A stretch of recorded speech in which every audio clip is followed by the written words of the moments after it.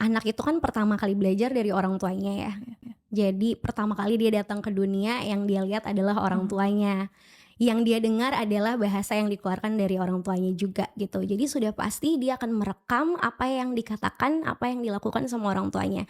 Dan itu yang akan menjadi petanya dia ketika dia keluar dari rumah gitu. Jadi menurutku sangat berpengaruh.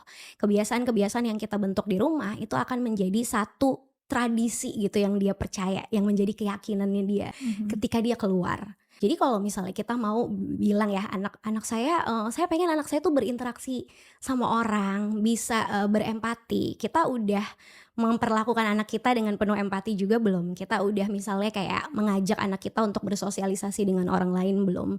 Dan Mhm. ngajarin tadi ya, ngajarin batasan-batasannya apa, bagaimana tetap menghargai orang lain, tapi juga bisa membela diri sendiri. Mhm. Itu kan yang kayak kita pengen ketika kita keluar. Menurutku kita nggak bisa mencegah anak kita tuh nggak dibully sama orang lain, Mhm. atau nggak dikucilkan sama orang lain, karena Mhm. sudah pasti dia akan menghadapi itu. Tapi Iya. bagaimana kita mempersiapkan dia untuk bisa tadi stand up for themselves gitu Mhm. kan, dia bisa membela dirinya sendiri, dia tahu bahwa nilai dia itu tidak bergantung sama bagaimana orang menilai dia juga gitu. Jadi Mhm. penilaian dia itu adalah keyakinan dia terhadap dirinya, Mhm. apapun yang orang lain katakan, dan itu kan perlu dibentuk dari rumah. Mhm. Makanya kita nggak bisa cuman, memodelkan sesuatu dengan kata-kata. Mhm. Kita juga perlu bangun koneksi, kita Iya. perlu berinteraksi sama anak, kita perlu hadir secara utuh, kita perlu tahu apa yang menjadi kebutuhannya dia.